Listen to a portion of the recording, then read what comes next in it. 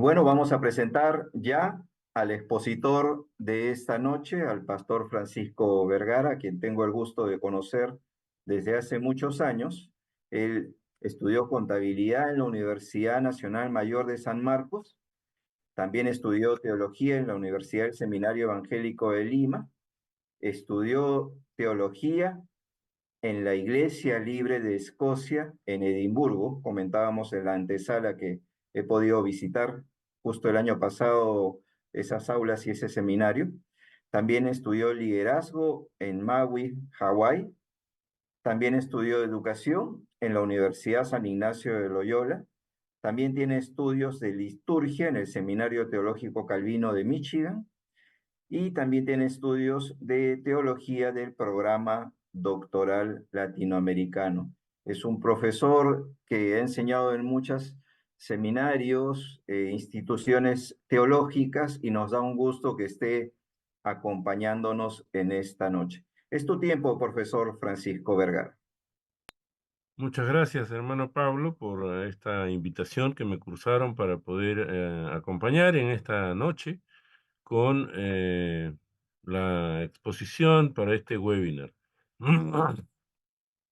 Perdonen si en algún momento tengo alguna carraspera o algo de eso, recién estoy saliendo de una gripe terrible, pero aquí estamos para cumplir con nuestro compromiso. Ustedes están viendo allí, espero, esta diapositiva que le puse por nombre transformación completa, ¿no? En algunos casos, en algunos momentos, eh, pues la he llamado transformación radical, cambio radical. Ahora quise ponerle así transformación completa. ¿Y a qué nos referimos con esto?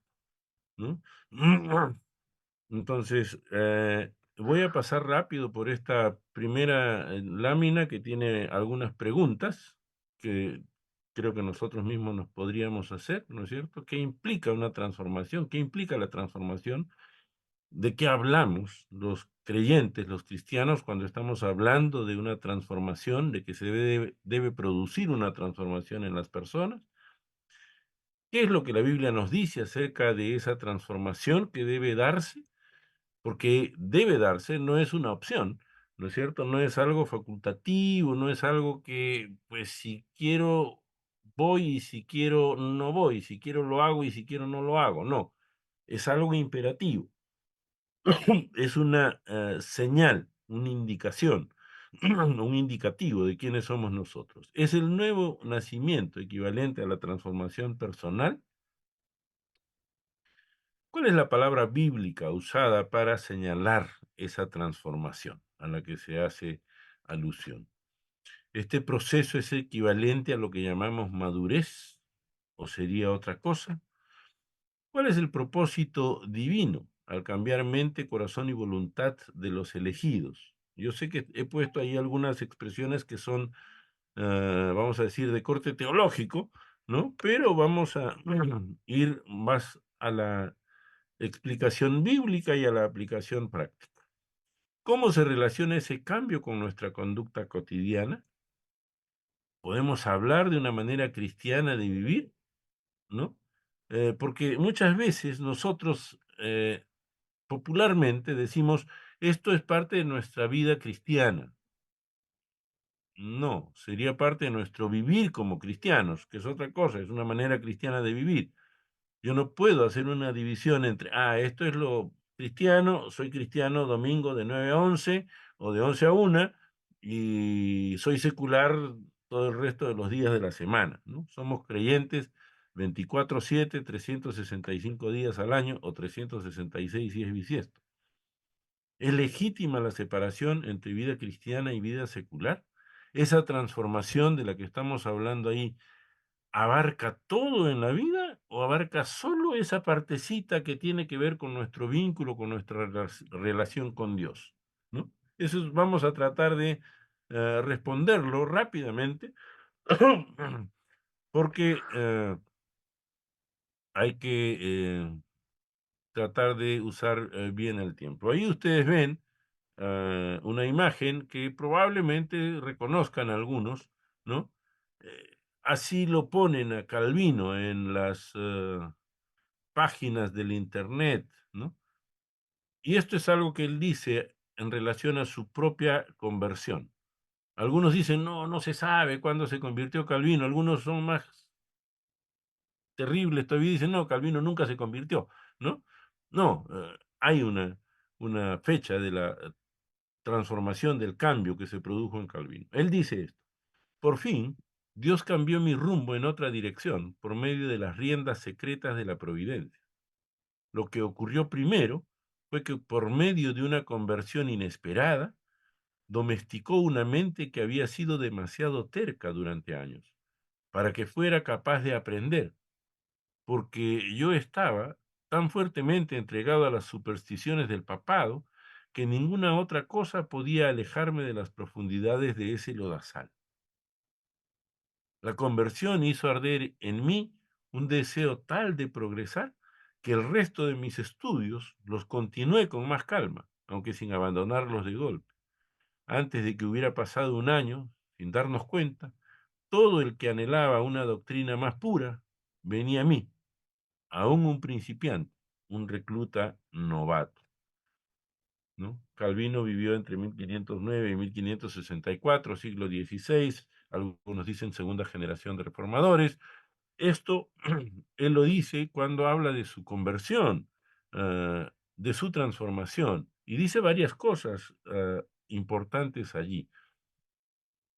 Yo he luego extraído 6 frases, 6 expresiones de la Biblia, el Nuevo Testamento básicamente, para que contra esas expresiones que encontramos allí podamos mirar si en nosotros se ha producido ese cambio, esa transformación. Muchas veces pensamos y queremos mirarlo en el otro, ¿no es cierto? Porque somos muy de eso, somos muy de estar mirando si el otro está haciendo lo correcto, cristianamente hablando, y sin embargo nos olvidamos de que a los primeros que debemos mirar es a nosotros mismos. Perdón. Hay dos palabras del griego con las que se alude a una transformación. Una de ellas es metamorfosis, y ahí puse la palabrita en griego para los que les gusta eso, y que quiere decir transformación, cambio en la forma, ¿no? De meta y meta que es cambio y morfé, cambio en la forma. Morfé es la forma, ¿no? Eh, la forma externa, vamos a decir, la apariencia, ¿no? La otra palabra que se utiliza también en la Biblia es metanoia, con un significado similar, pero un poco más profundo, porque este hace referencia a un cambio de la mente. Otra vez meta aparece allí, el cambio, y nos, ¿no? Percepción, comprensión, mente. Entonces, en estas dos expresiones, en estas dos palabras que se usan en la Biblia, nosotros podemos ver que en una de ellas se hace alusión a la transformación o el cambio en la forma externa, diríamos, y en la otra se hace alusión al cambio interno, más profundo. El cambio externo, eso es fácil de hacer, ¿no es cierto? Pues me pongo una chaqueta distinta o cambio mi peinado, ¿no? Yo no tengo mucho que peinar, pero bueno, se puede hacer, ¿no? Hay cambios que se pueden hacer así.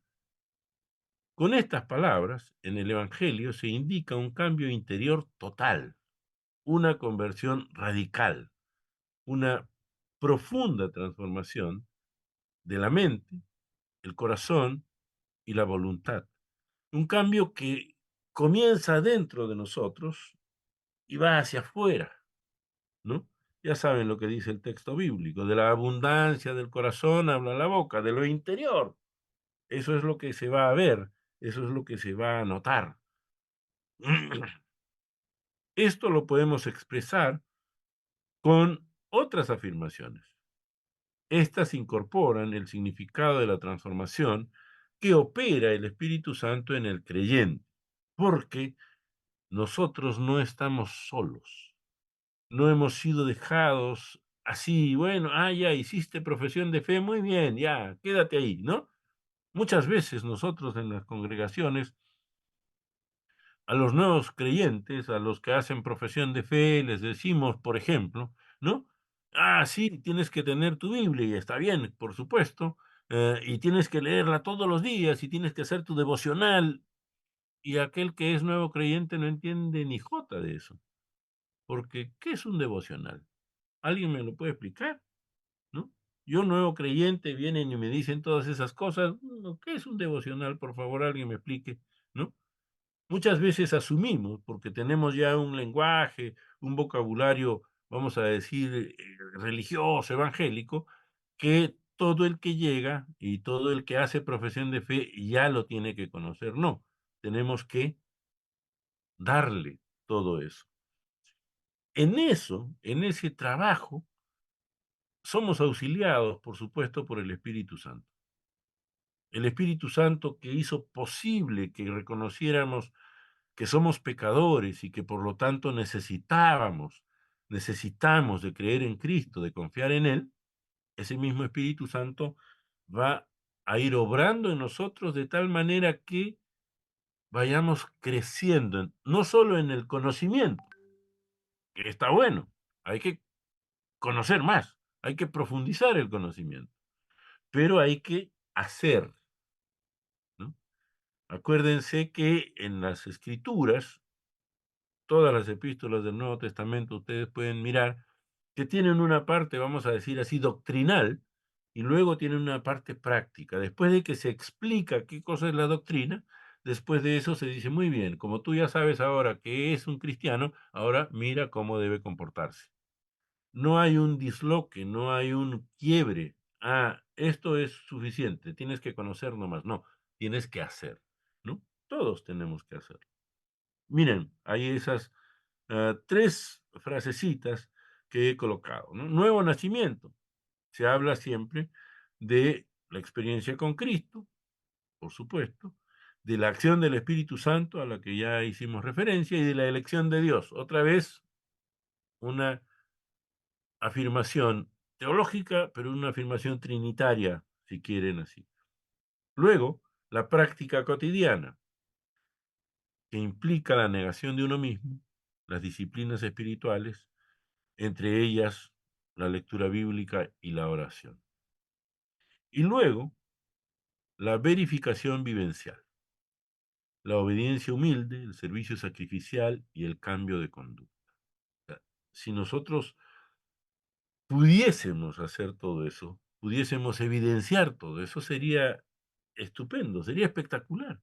Imagínense cómo cambiarían nuestros países en toda América Latina si el porcentaje que arrojan las encuestas, ¿no es cierto? Las estadísticas que dicen, en el Perú son casi el 25%, en Chile son como el 30% y en Guatemala no sé cuánto. Qué interesante, qué lindo.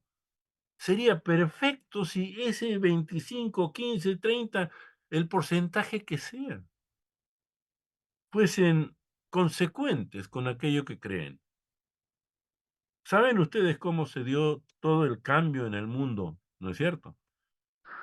12 discípulos, comenzaron a predicar el Evangelio y el mundo cambió. Hoy tenemos más que 12 discípulos, más del 12% en la gran mayoría de nuestros países, y nuestros países no han cambiado mucho, lamentablemente. En las Sagradas Escrituras encontramos algunas expresiones típicas que aluden a esta experiencia de transformación radical. Perdón. Una de las favoritas señala el nuevo nacimiento, semejante a hacerse un prosélito, que era considerado un recién nacido, ¿no? Yo he escogido 6, ya les dije, ahora las vamos a mirar. En el judaísmo, la concepción del nuevo nacimiento era muy radical. Inclusive se pensaba que todas las relaciones anteriores quedaban diluidas y el nacido de nuevo quedaba libre de establecer nuevos vínculos, ¿no? Hay algunos que dicen, uy, ya eso lo voy a usar en determinadas áreas de mi vida, ¿no? ¿En qué consistía este nuevo nacimiento? Era haber pasado de muerte a vida, literalmente, ¿no? Y ahí hay una cita de Efesios, no la vamos a leer en este momento, luego vamos a leer los versículos, los 6 versículos. Eh, y otra vez una cita de Calvino. Perdón a los que no les gusta Calvino. Calvino lo expresó así: por el término nacer de nuevo, Jesús no se refiere a la enmienda de una parte, ¿no? Un parchecito, sino a la renovación de toda la naturaleza. De ahí se deduce que no hay nada en nosotros que sea defectuoso. Dicho al revés, antes de ser creyentes todo era defectuoso. Ahora esperaríamos que ahora ya no tengamos nada defectuoso. Nuestra naturaleza nos indica que lamentablemente no es así. Nuestra naturaleza humana, nuestra tendencia pecaminosa nos indica que lamentablemente no es así. Ahora revisaremos algunas de estas frases que encontramos en el Nuevo Testamento. Nacer de nuevo. Ahí ven un bebecito, ¿no? Un recién nacido ahí. Juan 3:3. Y ahí puse la cita bíblica.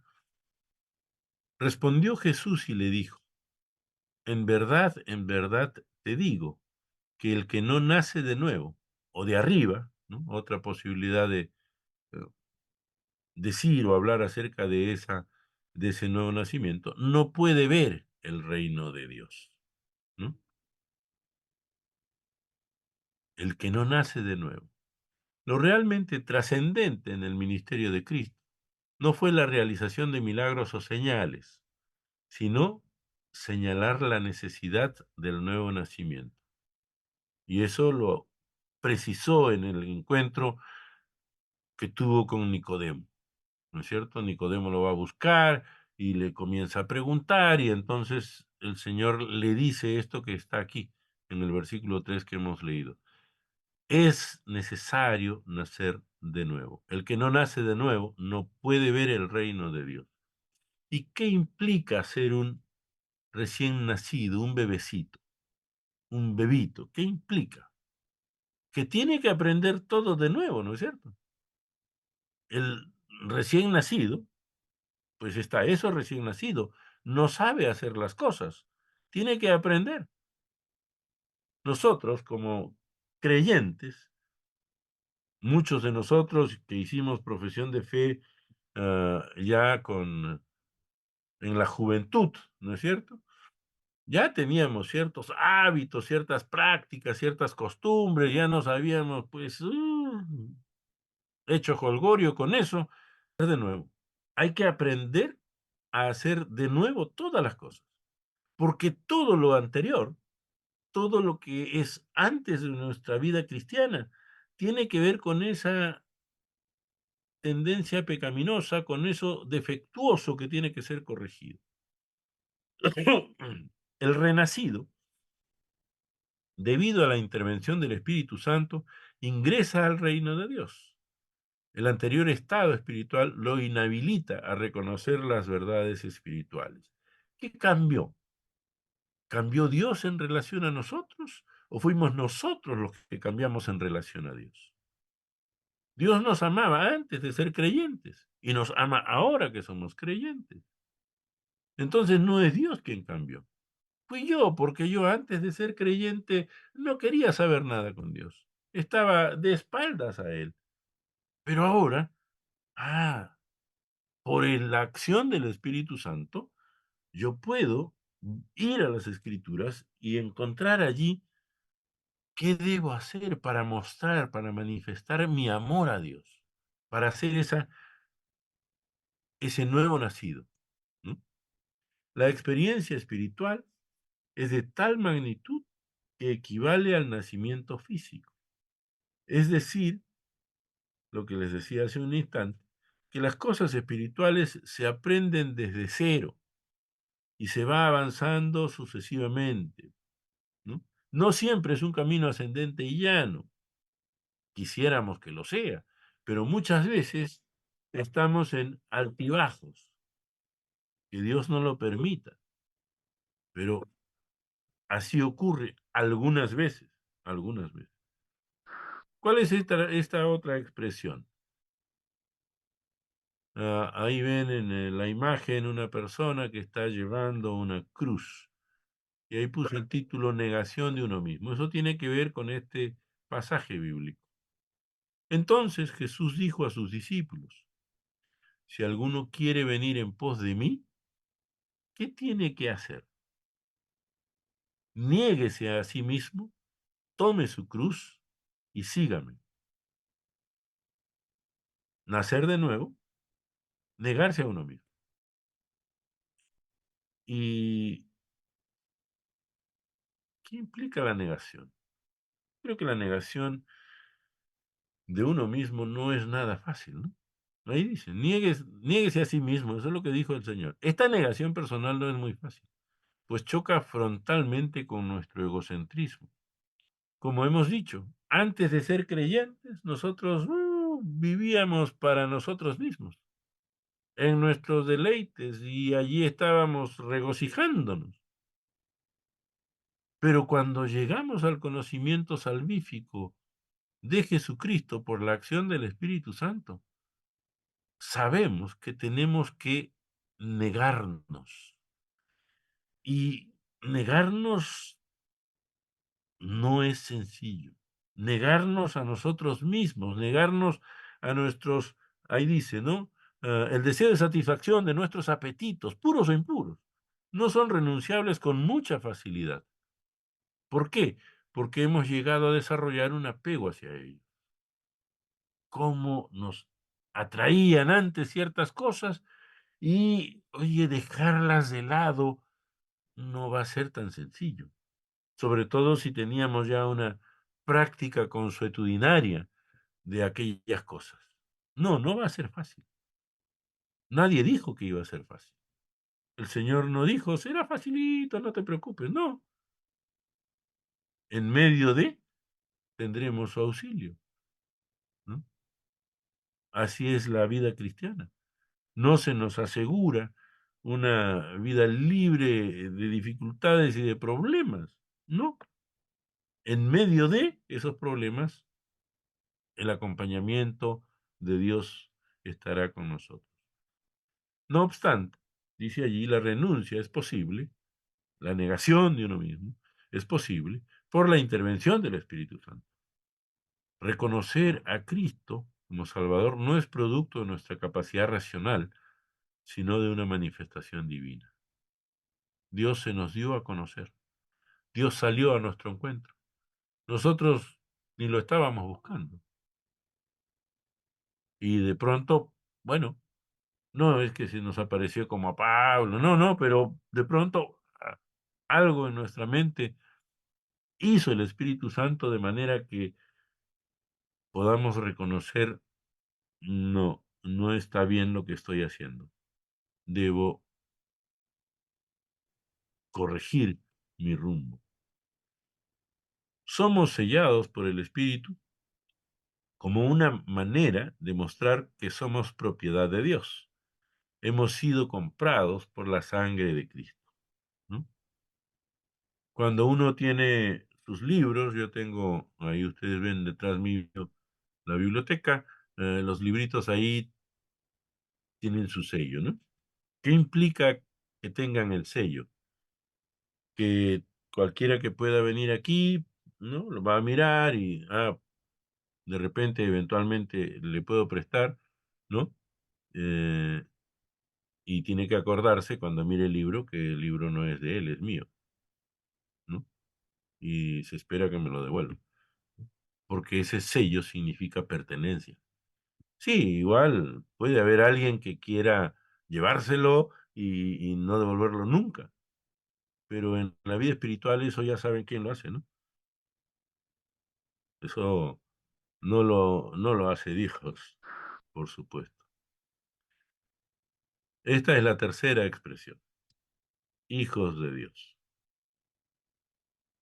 Y esta está conocida también, ¿no? De Juan 1:12. pero a todos los que le recibieron les dio el derecho de llegar a ser hijos de Dios, es decir, a los que creen en su nombre, que no nacieron de sangre, ni de la voluntad de la carne, ni de la voluntad del hombre, sino de Dios. Y este texto también dice, reafirma lo que se ha estado diciendo antes, la nueva creación, la nueva criatura, ¿no? No es porque se impuso a sí mismo ser una nueva criatura, no, es porque Dios intervino allí, ¿no? Dios intervino de tal manera que hizo qué cosa, que este que antes era un enemigo de Dios, sea ahora alguien que, por el contrario, lo ama, lo sigue, ¿no? Y es parte de su familia, es un hijo de Dios, distinto, por cierto, que nuestro Señor Jesucristo. El evangelista Juan muestra la filiación divina de los creyentes. No se trata de origen étnico, identidad cultural o deseo personal, ¿no? Y traté de ser cuidadoso en esto, porque algunas veces se piensa que, pues yo por ser, no sé, pues soy hijo de creyentes, ya yo soy creyente, ¿no? No, no. Para ser un creyente tengo que yo mismo tener esa experiencia personal con Cristo. Sí, probablemente algunos dirán, no, pero eso es que no han tenido una vida tan azarosa, tan difícil como la de un no creyente desde la cuna. No, gracias a Dios por eso. Pero tienen que profesar fe en Jesucristo también, ¿no? Por eso, no tiene que ver con origen étnico, identidad cultural o deseo personal. ¿Tiene que ver con qué? Con intervención divina. Es la voluntad de Dios la que se va a cumplir allí. ¿Qué más? Esta filiación es legal. Somos adoptados como hijos porque no lo éramos de manera natural. Los hijos reproducen características, costumbres y conductas de los padres, ¿no? Perdón un segundito. El vínculo establecido aquí no es un vínculo natural. Llegamos a ser hijos de Dios, sí, claro. ¿Y qué cosa es esto de llegar a ser hijos de Dios? Que antes no lo fuimos. Entonces hemos sido traídos a la familia de Dios, hemos sido acogidos por Dios. Somos adoptados, todos somos adoptados, ¿no? Todos los creyentes somos hijos adoptivos de Dios, porque Él nos ha traído a su reino. Y entonces, eh, allí dice, los hijos reproducen características, costumbres y conductas de los padres. Yo conozco varios casos de niños que fueron adoptados, ¿no? Por personas que no eran sus padres, pues no tenían ninguna relación de consanguinidad, nada, nada, nada, ¿no? Eh, y los he visto crecer y he visto cómo esos niños, que son hijos adoptivos, llegan a parecerse inclusive físicamente a sus padres adoptivos. Y no solo en eso, ¿no es cierto? Sino que adoptan las costumbres, como dice ahí, las conductas. Sí, eso. Nosotros, como hijos, ¿qué cosa tenemos que hacer? Reproducir, ¿no es cierto? Mostrar a los demás cuál es nuestra filiación y nuestro vínculo. Nosotros en casa, seguramente que a muchos de ustedes también, les decían, ¿no? No dejes mal el apellido. Por favor, no dejes mal el apellido. Sí, pues, porque, oye, no se puede dejar mal el apellido. Bueno, pues, somos hijos de Dios. No dejes mal a Dios, de quien eres hijo. Yo no tengo que dejar mal a Dios con mi conducta. Yo no puedo hacer eso. No debo hacer eso. Y probablemente, sí, sí, muchas veces no lo dejo bien parado a Dios. Y tengo que arrepentirme por eso. Y tengo que pedirle perdón a Dios por eso. Tengo que reproducir sus características.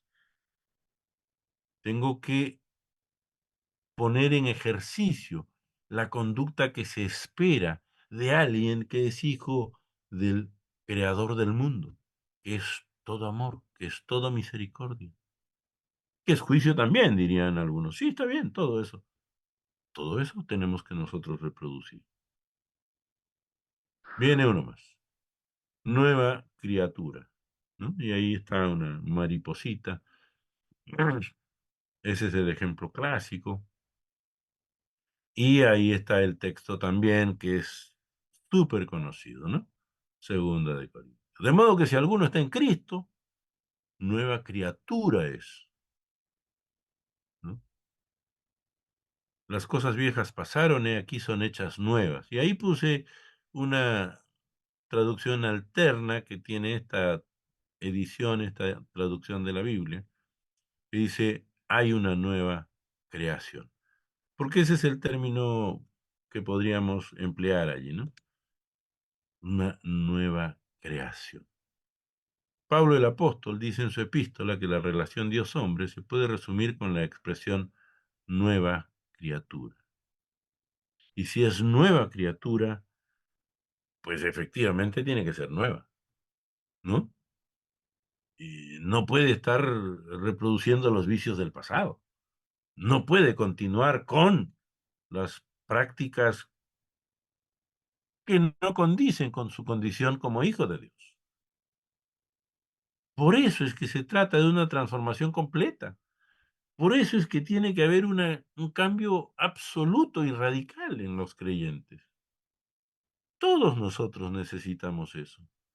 Si realmente eso pasara, ya dije hace un rato, nuestros países serían distintos, nuestras iglesias serían distintas. Él mismo es un testimonio claro de ese cambio producido, de haber sabido acerca de Dios a experimentar la gracia de Dios en Cristo. Porque ya saben, el apóstol Pablo fue uno de aquellos fariseos, ¿no es cierto? Que dice ahí en Filipenses, no, yo fui, pero de esos, los israelitas, el número uno, ¿no? Fariseo de fariseo, de la tribu de Benjamín, circuncidado al octavo día, es decir, todas las credenciales de religioso yo las tenía, todas. Y sin embargo, siendo religioso no conocía a Dios, no conocía esa gracia de Dios en Cristo, no la conocía. Por eso fue un perseguidor de la iglesia. Y por eso es que cuando Dios lo toca, lo cambia y lo transforma completamente, completamente. Le da un giro a su vida. Ya no era solamente alguien que había escuchado acerca de Dios. En nuestros países, nuestros sistemas educativos, probablemente en todos nuestros países, hay un elemento religioso en la educación, ¿no? Y pues sí, yo cuando estuve en la escuela también, ¿no? Había un curso de religión y todo el mundo bromeaba en la hora del curso de religión. Era un sacerdote el que nos enseñaba a nosotros. Perdón. Pero conocíamos acerca de Dios, pero nunca conocimos la Biblia y nunca conocimos a Dios, tampoco. Esto implica, perdón, un cambio drástico, dramático y duradero, que se puede considerar que es algo completamente nuevo. Ver a Dios de un modo distinto. La vida da un giro total y completo. Yo recuerdo todavía cuando escuché la palabra de Dios, ya dije, les dije, Dios salió a mi encuentro cuando yo tenía 20 años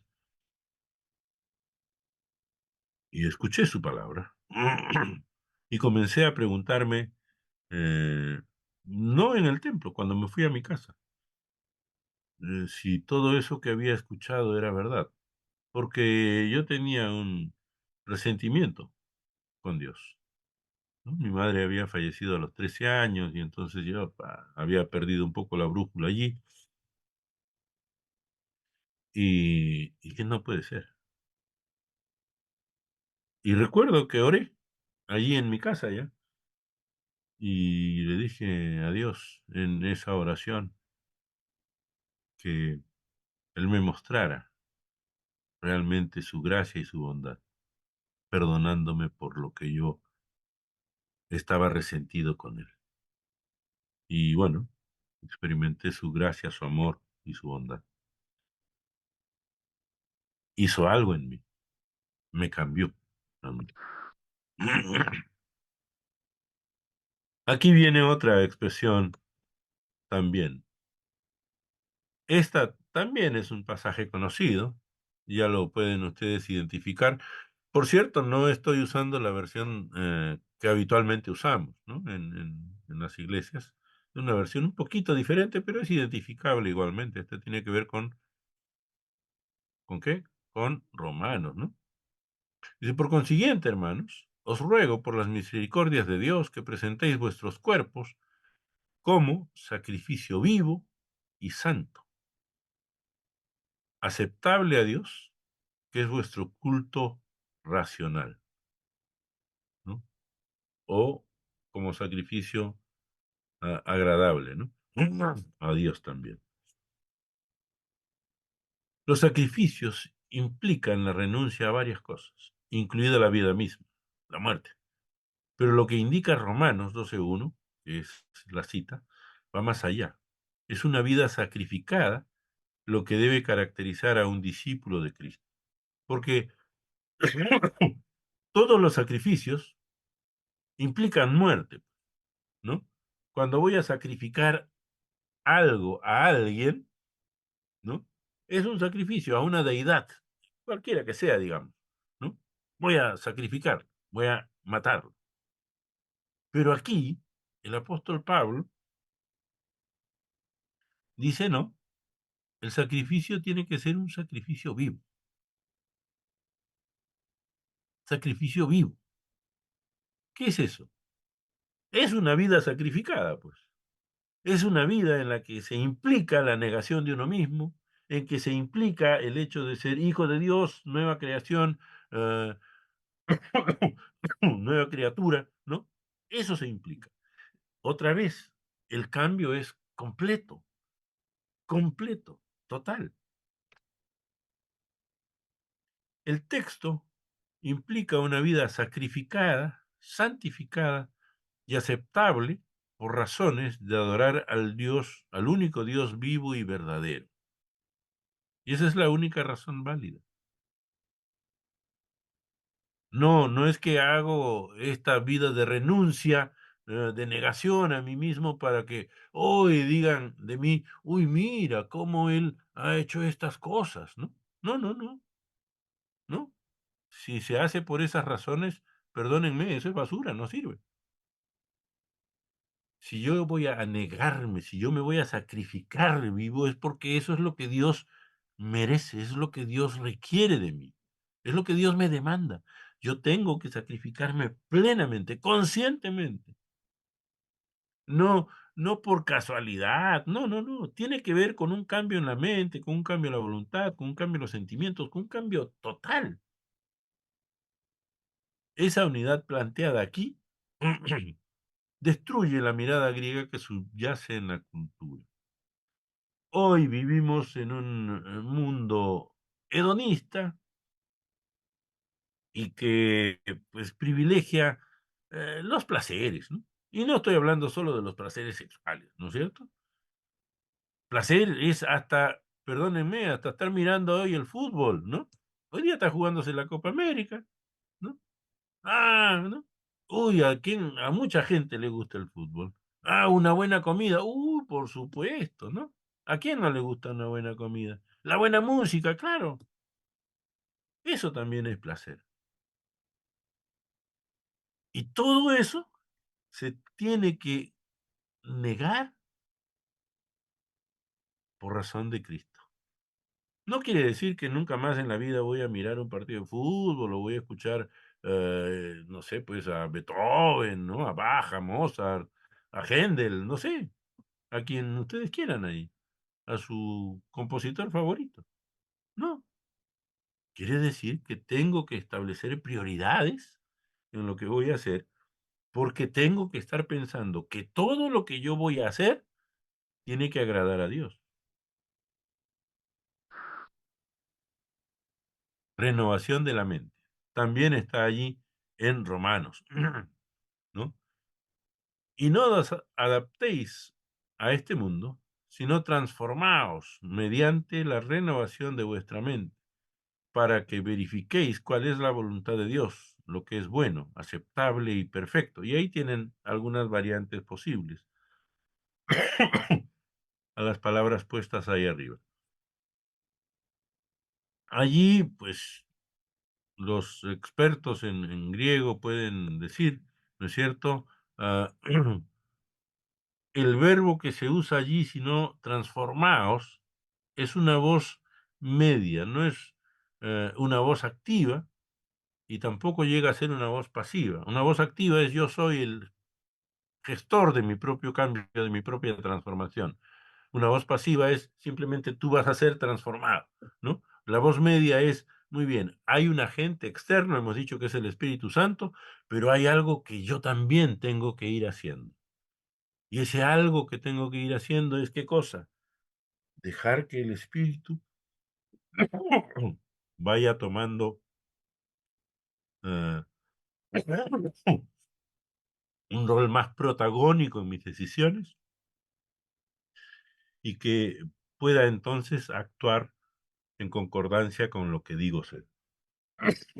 Perdón. El dualismo griego sostenido por Platón es desbaratado por la postura cristiana que llama a la unidad de lo material e inmaterial. Se requiere una transformación, una mente transformada por el poder de Dios, una cosmovisión cristiana. Que eso fue el webinar de la semana pasada, ¿no es cierto? La cosmovisión cristiana nos hará reconocer la voluntad de Dios en todo lo que Él nos pide que hagamos. Y la voluntad de Dios es esa siempre, buena, agradable o aceptable y perfecta. Nunca es para nuestro daño, para nuestro perjuicio, siempre es para nuestro beneficio. Y ahí vamos concluyendo ya.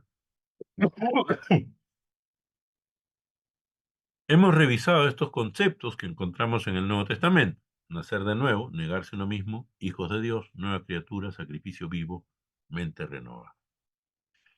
Que juntos y que aún sin juntarlos, pero viendo las implicaciones más profundas de cada una de esas frasecitas o de esas palabras, tienen que ver con un cambio completo, con una transformación total de aquel que es creyente. Entonces, unas preguntitas con las que podemos terminar. Comenzamos con preguntitas, terminamos con preguntas. Después de considerarlos, debemos preguntarnos, ¿cuáles son los principales cambios que hemos experimentado desde que nacimos de nuevo? ¿Mm? Podemos llegar a establecer, si yo era de esta manera, ahora no lo soy, ¿no? Yo era muy irascible, ahora yo soy más calmado, ¿no? Yo era muy prejuicioso, ahora ya no lo soy tanto, ¿no? Yo era muy desconfiado, ahora tiendo a confiar más en las personas. Estos cambios pueden ser atribuidos a nuestro esfuerzo personal o son la obra de Dios en nosotros. Lo hice porque maduré emocionalmente, porque mi edad cronológica y mi edad mental ahora sí van de la mano, porque ya dejé la adolescencia y porque ahora soy una persona mayor, o es porque realmente el Espíritu está obrando en mí. Nuestra cosmovisión es moldeada por los principios bíblicos o por las corrientes del pensamiento actual. ¿Mm? Ahora, ya saben ustedes, hay mucho en juego con estas ideologías y corrientes de pensamiento que pululan en nuestro medio ambiente y están entrando en nuestras iglesias. ¿Qué es lo que gobierna? ¿Qué es lo que domina? ¿Son esas corrientes de pensamiento o son los principios bíblicos? Y finalmente, ¿podemos decir que nuestra transformación ha sido integral o completa? ¿O todavía estamos en camino? El proceso. El proceso nuestro es ese, es eso. Es ir caminando, siempre hacia adelante, nunca hacia atrás. Nuestra transformación como hijos de Dios, con esto acabé, nuestra transformación como hijos de Dios es que todos, ustedes y yo, hayamos experimentado no solamente la gracia salvadora de Jesucristo, no solamente el poder transformador del Espíritu Santo, no solamente hayamos disfrutado de la bendición de ser elegidos de Dios para ser parte de su pueblo, sino cómo todo eso lo volcamos en nuestra vida cotidiana. Somos creyentes, lo dije hace un rato, 24/7. No somos creyentes solo cuando vamos a la iglesia el domingo. No somos creyentes solo cuando nos reunimos en las células de oración. Somos creyentes cuando vamos al negocio, ¿no? Somos creyentes cuando vamos a la bodega, cuando vamos en el bus, cuando nos encontramos con personas en la calle. Ahí también somos creyentes, por supuesto. Que Dios nos ayude a ustedes y a mí a que esa transformación, ese cambio que comenzó a operar el Espíritu de Dios en nosotros, nos lleve a ser cada vez más cercanos con Dios, que lo conozcamos más a Dios y que podamos dar un mejor testimonio acerca de quién es Dios. Dios les bendiga. Muchas gracias.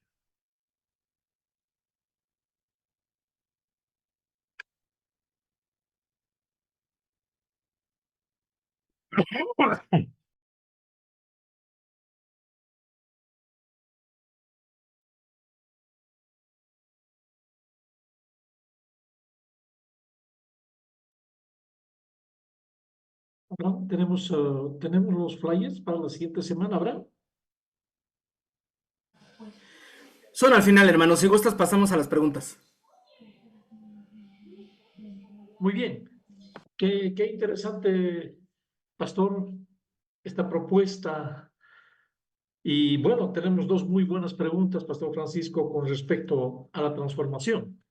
Una de ellas, muy humildemente, nos preguntan y dice, pastor, dice, usted ha hablado bien sobre la transformación y también nos ha dado una explicación de la transformación espiritual. La pregunta, ¿qué implica la transformación respecto a la transformación espiritual que al experimentar, que tiene que experimentar el creyente? ¿Qué explica la transformación respecto a la transformación espiritual que tiene que experimentar el creyente? Sí, a ver, ¿cuál es la transformación espiritual que nosotros experimentamos al ser creyentes? Primero, no éramos creyentes, ¿no es cierto? Entonces, allí teníamos una condición espiritual. ¿Cuál era esa condición? Condenados. Cristo viene, nos habla la palabra, el Espíritu opera en nosotros y entonces se va a producir en nosotros, ¿qué cosa? Una transformación espiritual. Dejaremos, si creemos en Cristo, no solamente por el oír, sino por el creer, ¿no es cierto? Ah, vamos a creer en Cristo y entonces ya no seremos condenados, ya seremos, ahora qué cosa, santificados, ya seremos reservados especialmente para Dios, ya seremos sellados por el Espíritu Santo. Entonces, sí, obviamente, todo creyente, si es de verdad creyente, tiene que haber experimentado una transformación eh, en su conocimiento de Dios, en su experiencia con los demás también. Porque no es solamente, yo creo en Dios y qué bien, eso me ayuda en mi vínculo personal con Él. No, es muy bien. Ahora, ese conocimiento que tengo acerca de Dios, esa experiencia salvífica que tengo con Dios, cómo me ayuda a relacionarme con las personas que no lo son, que nunca escucharon de Cristo, ¿no? Y a las que tengo que manifestarles igualmente misericordia y amor. Tiene que haber una transformación. Dios transforma todo, nuestra relación con Él. El pecado afecta 4 áreas, ¿no es cierto? Nuestra relación personal, nuestra relación familiar, nuestra relación social y nuestra relación espiritual. Eso afecta al pecado, ¿no? Nos desestructura, rompe nuestras relaciones, ya saben, Adán y Eva, ¿no? Primero Adán, uy, qué linda, ella es, ¿no? Hueso de mis huesos, carne de mi carne, y después, no, no, esa mujer que tú me diste, ¿no? Ella me dio. Ya hubo un cambio. ¿Qué trajo eso después? La maldición de la tierra. Cambio también en esas relaciones sociales, ecológicas y por supuesto el cambio con Dios. Entonces la transformación tiene que ser igual en esos 4 aspectos, en esas 4 áreas. Perfecto, perfecto. Tenemos otra pregunta también, pastor, y esta pregunta es respecto a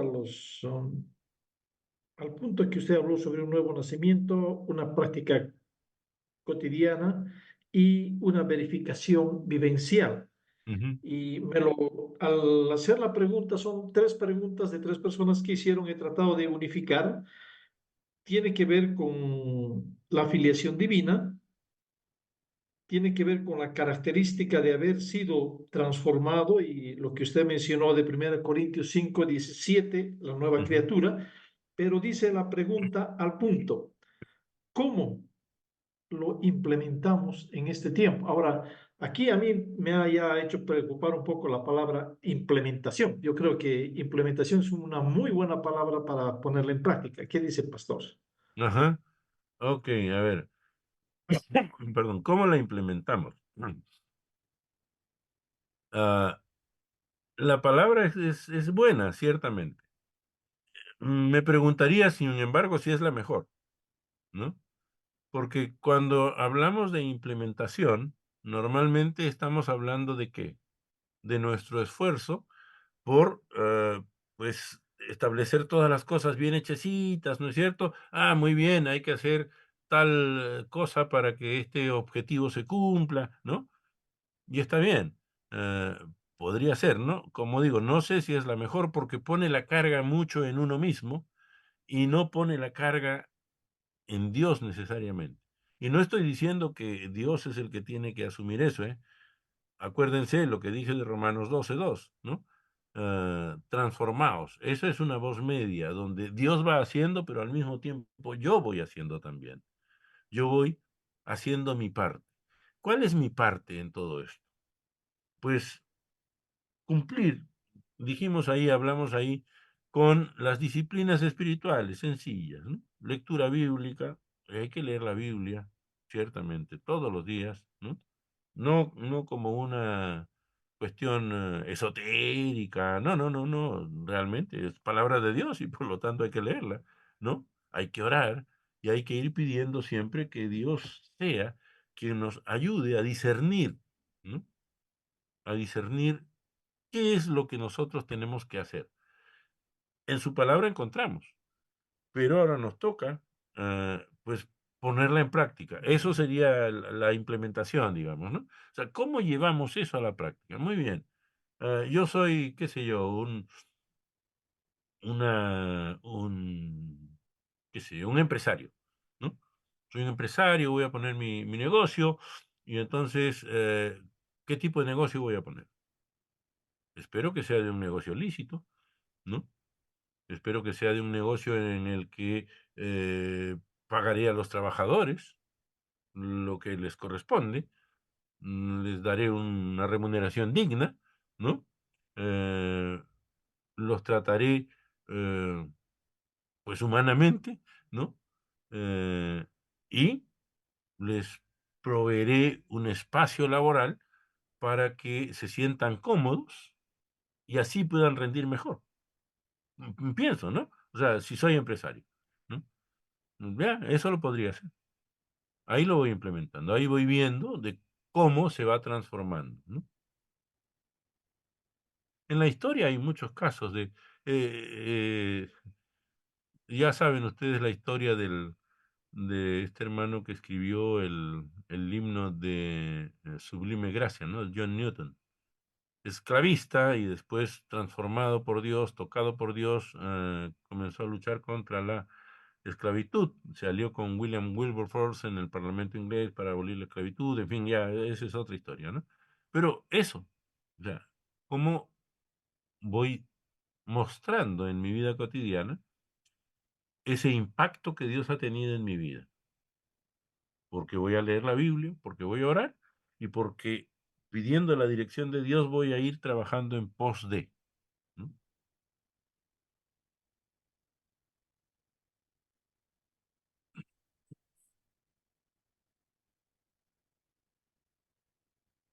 Parece que se cortó o terminó la pregunta, pastor. No, ya, yo concluí ahí. Ya, perfecto. Muy bien. Entra una pregunta más muy Sí. interesante y creo que valdría la pena considerarla también. Eh, en este tiempo, el humanismo se nos ha metido a la iglesia. Ujú, ¿Y cómo tenemos que considerar esto del humanismo para poder nosotros poner en práctica esta negación a uno mismo o la verificación vivencial que debemos tener? ujú. Eso sí es, a ver,